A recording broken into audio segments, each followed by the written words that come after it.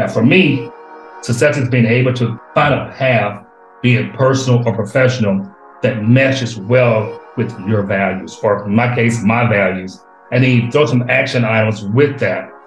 And I think once, you reach those goals based on these action items, and it's not a stagnant thing, so you can adjust them as you go and keep it moving. And I think once you achieve those things, that is success.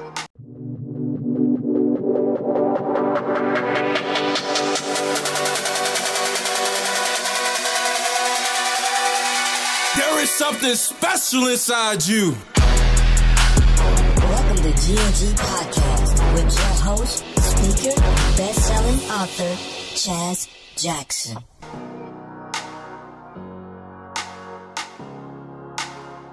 Yo, what's going on, kings and queens? It's your boy Chaz Jackson coming back to you once again, representing GNG, Gifting the Gift. You know what our motto is if you've been tuning into this show. You are gifted differently to make a difference. And do you know why? Because greatness made you, therefore greatness is within you. So I want to encourage you through this podcast, and each guest that come onto this podcast wants to encourage and inspire you to echo your greatness in whatever lane you're called to serve in, led by God. And hey, we have an amazing guest that's in the building, ready to shine their light on GNG Podcast. Dr. Les Wright is in the building again, ready to drop some gems. So go ahead. I never steer you wrong. Get your pen, get your paper, take some copious notes here. We're going to learn and grow how to inspire our young men to grow in personal development and leadership. Are you ready to get it, Dr. Wright? I'm here. What's up, man? What's up? What's going on, King? What's going on? So this kind of a little quick deal, and I'm gonna let Dr. Wright dive into his story. But veteran, thank you for your service, sir. Speaker, author, doing some amazing things in his business, a business consulting firm, and just shining his light on helping people grow into a stronger version of themselves. And I'm gonna go ahead and let him dive a little bit deeper on his story and how did he get to where he is in 2023. So go ahead and take it away, Doc. Yeah, appreciate it. Thank you so much. It's a great platform. Actually, my story is we as some young, not young anymore, but Black men, we go through some challenging stuff. So I actually retired in 2020. When I retired, it was because of, I have muscular dystrophy, which is one of those diseases that are non-curable, whatnot. In my retirement, I decided, I need to do something because I can't just sit home and not do anything. And was that the reason you had to retire, because of muscular dystrophy, or did that Yeah. Actually, it was because I worked for NASA. And so knowing federal government and knowing things were just fast paced and it was good. And I love NASA. But one of the things that it was just too much. I did amazing 7 years there, loved it. But I could not, at the point my health was like, man, you got to slow down because they're going to kill you, So, and those who don't know, muscular dystrophy is like a deterioration of muscles. So, and when I was at NASA, I did a lot of writing and speaking, kind of what I do today. But the thing is that everything's so high paced in the federal government, I need to slow down, and they ain't going to slow down for nobody. So I needed, to take back and just enjoy myself and get myself together. So I did that. COVID hit. So I decided in COVID that, I was on vacation, but not, everything shut down. So from there, I went and got my credentials for coaching. And then since then, I've been starting my business, LLC, coach. It's great because I can do it on my pace, get the clients I want, and not overextend myself. So I'm enjoying life at my own pace, my own leisure, my own demands. And I think that is so key with a lot of young men, a lot of just people out there. You got to know where your self-worth is and also know what you're capable of doing and, know your limitations. And I know my limitations. I can't do X, Y, Z, but I adjusted. And because of limitations, I was going to use those limitations to my advantage. Say, I'm going to do this. So I think that in itself was key for me. And right now, what I do? I coach. I actually, through all this, found myself just off of my skills as a writer. So I wrote my first book, and I do articles for my hometown paper once a month. Basic doing we're talking about here, career development, personal development, how you can better tips and tidbits, strategies, how you can better your life or your community or your situation. So that's where I'm at here. So I appreciate you having me here. Thank you for diving deeper into your story and sharing with the audience some of the adverse experiences that you went through to get to where you are now. And I'm sure there's a lot of lessons that has come out of that. And I love how you talked about self-worth. I love what John Maxwell said. He said, the price tag you place on yourself is the same price tag others are going to place on you. So it looks like you identified that you're worthy of greatness, and you're doing some amazing things, shining your light in different areas in coaching and consulting. And I know you've tasted some of what success looks like, and so many amazing things are going to be going on and happening in 2024. I'd love to dive deeper a little later on some things that you're looking forward to in 2024. But Dr. Wright, I would love to hear what's your definition of success? The way I look at it, success is kind of, I think, uniquely, it's a personal experience for me, and it's important to find it on your own terms. And what I do, I base it on values, whether it's money or meaning in life, power, recognition, whatever's more important to you at that moment or at this moment. Cliche-ish, there's no right or wrong answer when it comes to defining success, but the most important thing I think it is to define it in your own terms, make sure that you have a clear idea of what you're working for. Now, for me, success is being able to find a path, be it personal or professional, that meshes well with your values, or in my case, my values. And then you throw some action items with that.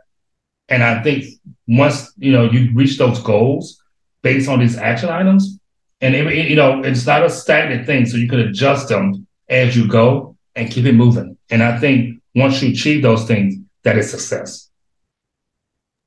Boom. Hopefully whoever's listening, also, I want to encourage each and every one of you, share this out, comment, let us know your thoughts about Dr. Wright's definition of success. I told you, hey, get your pen and paper. He dropped some gems right there. And if you didn't listen to me, it's okay. Go ahead and pause this bad boy. You can pause it, go grab it, rewind it, wherever platform you're listening to us on right now, because that was really key. And I love how you started with clarity, getting really clear on where you want to go and understanding your values, your principles that you're wanting to standardize your vision on. So that's really good stuff. Really good, really good. And the theme of our show today, whoever's listening to us, is become a warrior of self-discovery and unlock your true potential. Mm-hmm. Becoming a warrior, Dr. Wright. When I read that off, what comes to mind when you think about that? And that comes from my upbringing, because I'm from the South, from Louisiana, and I grew up in the Baptist and the Christian in my family. Christian. My mom was a Sunday school teacher, and we always about putting up being a warrior for Christ and just being a warrior in general. So I'm saying, how about take that same mantra for yourself? Be a warrior for self-discovery. Be a warrior for you. Find out who you are, and take a thing from the Bible. Know who you are or whom's you are, type thing. And whoa, hold on, man. You gotta say that again. Somebody need to hear that, man. Say that last part. I'm thinking of paraphrase from the Bibles, and what it talks about is knowing who you are or whom's you are. And that kind of goes into the baseline I do my coaching. Although, my coach is not about, I don't say, I'm, acknowledge one Christian, one or the other, but that's one of my values. Knowing who you are as a person is the baseline. Knowing your self-awareness is the baseline for all my coaching. And I think when you start want to, do your career, and you got to know where you come from, who you are as a person, because you don't know later that, you want to know how can somebody help you if you don't know who you are. And I think that's kind of, how that works for me. And I think reaching out to these young men out there, understand who you are as a person, and then gravitate to people that you emulate or you want to emulate, or role models, and then use them as inspiration. Is my thing. Man, that's so good. That's so good. And I love how you said know who you are before you can do anything. Mm-hmm. Think about a GPS, right? If you just put in where you want to go, it's Right. not going to do anything. It wants to know where is your current location. Right. Anything. So, man, knowing where you are, and I love how you talked about role models, because I know for me and whoever's listening to us, I would love to hear your opinion on this as well. But where I am right now would not have been possible without first knowing that my identity is in being a child of God. Right. But also, secondly, mentors, role models, people that were ahead of me that I could look up to get to where they are, or even go even past where they currently are. So role models, mentors, coaches, whoever's listening right now, that's really key. And I know Dr. Wright truly agrees with that as well, based on what he's sharing. Yeah, I totally agree with that, because here's what thinking. I know me, I'm credentialed coach, and they're credentialed mentors. But I think people who just every day in the community, leaders, just walking by, can serve as mentors and coaches and don't even know it. But they might say something, do something that would influence somebody, and they have that aha moment.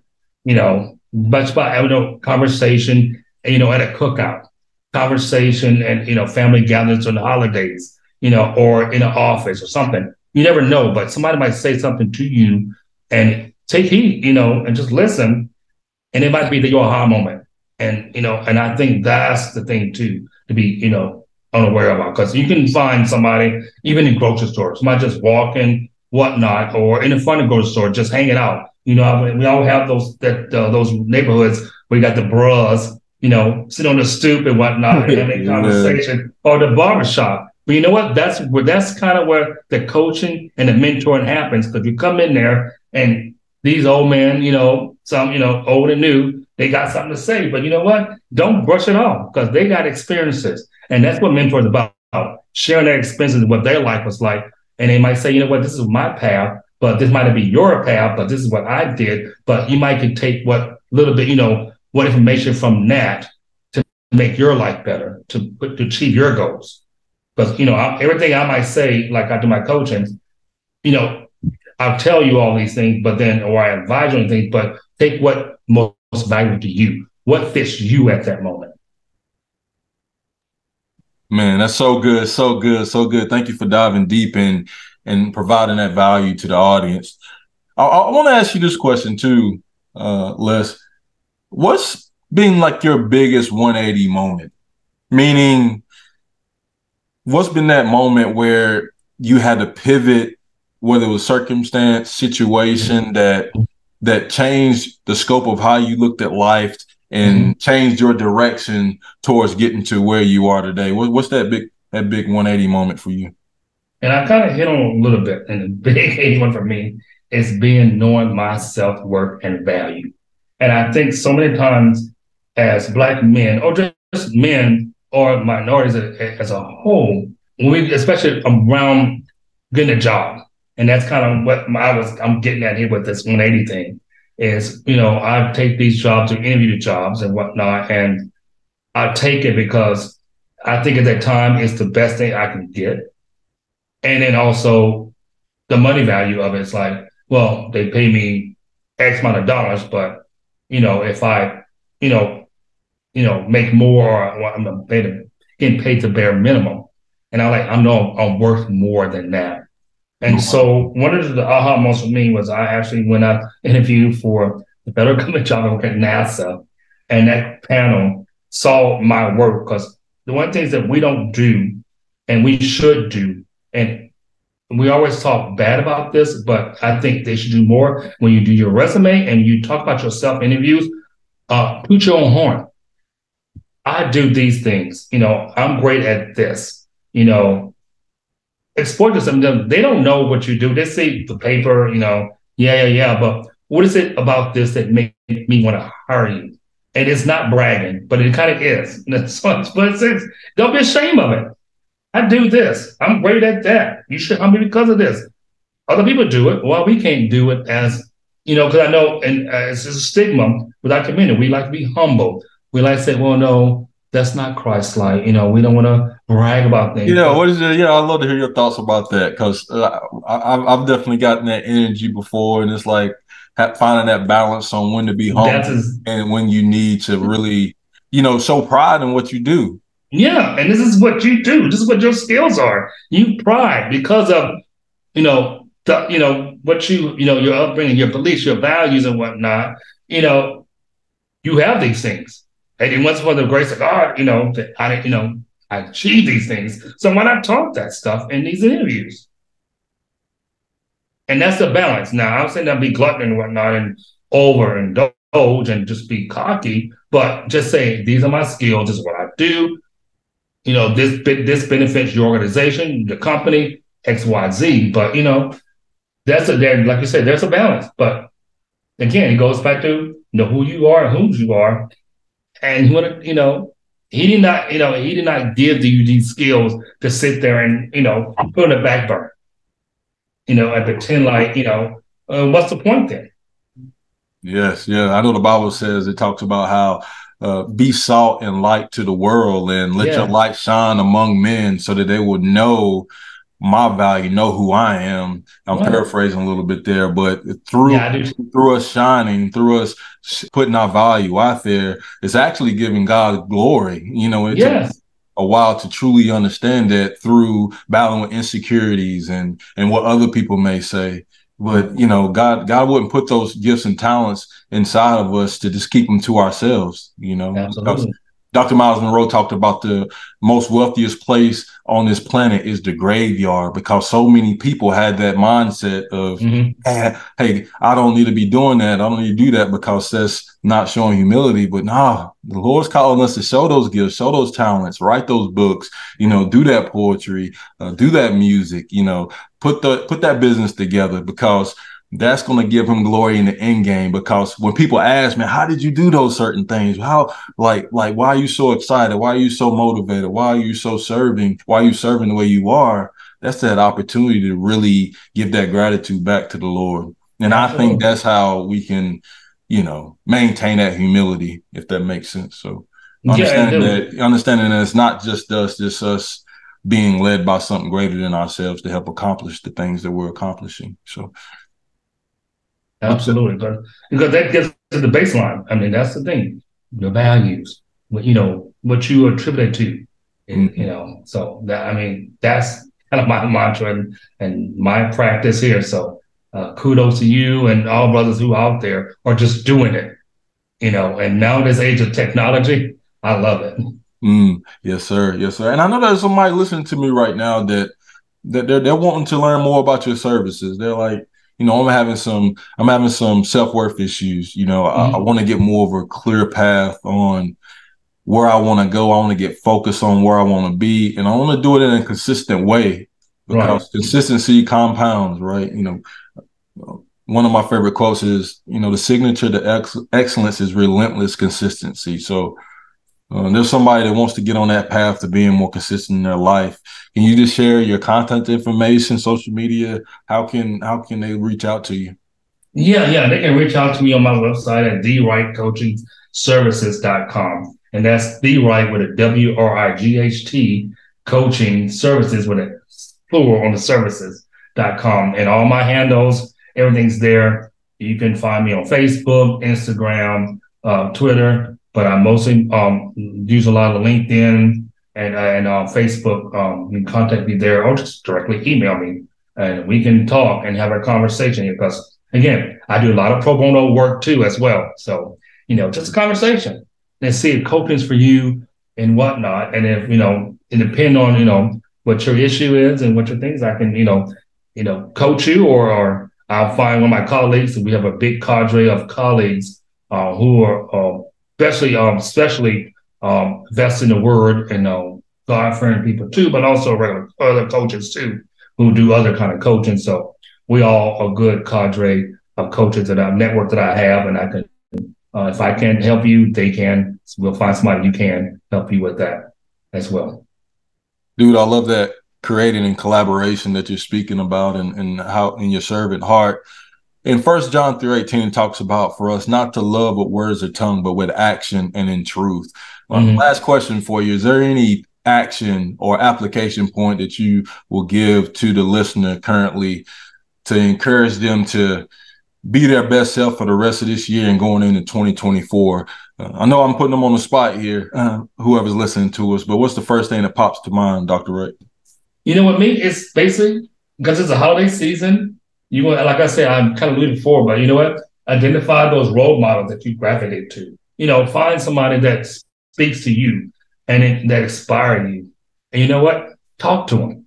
Find out how they, what gets them going every day type thing. Because we have those, in our families, we got those crazy uncles and crazy aunts. We also got those inspiring, and we got those community leaders though in our families who are these stalwart people that's been there, done that, and hey son, when I was your age, I did X, Y, Z. But you know what? Yeah. They might sound crazy, but you know what? Listen to them because they got stories, and they're gonna inspire you because guess what? They're living through you. You don't realize it or not, but young man, young woman, they're living through you because guess what? They didn't go to college, but you are going to college, or you went to high school. They didn't finish high school, but you were doing things. You're a basketball star. You do this. You run track. You're just, in that mind, you're a celebrity, and you're inspiring them as much as they want you to inspire them. So I think talk to the community, talk to your family, those that speak to you, and get inspiration from there. And I think from that,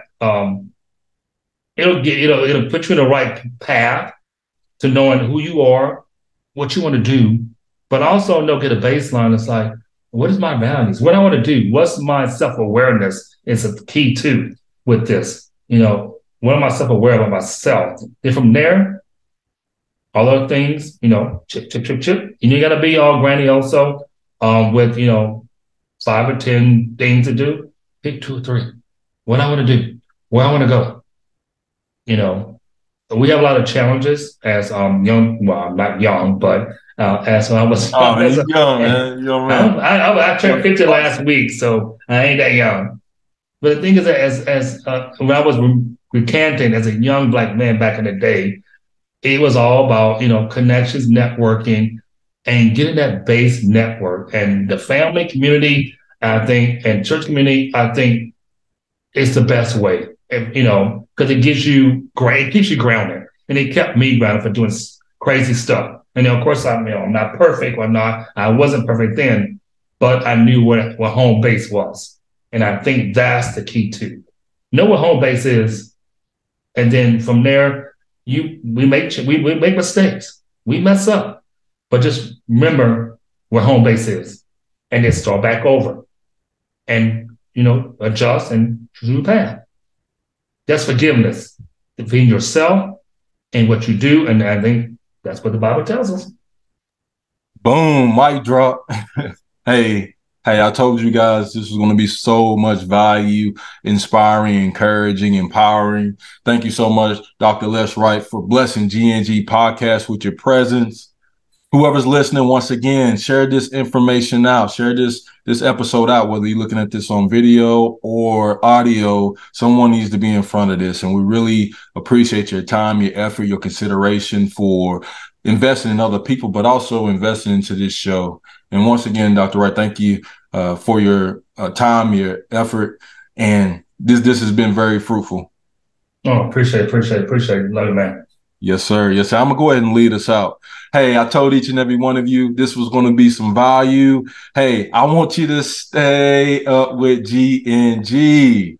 Let us know what application point. There were so many taken throughout this episode, but hey, that role model. Let us know your journey on discovering that role model in your life and how in the individuals that you're asking questions. At that last application point that was left out there. So we want to know, we want to serve you. Reach out and let us know how we can pour into your life. But hey, I want you to do 2 things for me. Keep that crown on your heart. And please remember this, family. We are God's echo. I love each and every one of y'all. Peace. Thank you for listening to GNG Podcast. Remember, you are gifted differently to make a difference. Please visit ChazJacksonSpeaks.org and let's continue to grow together. God bless.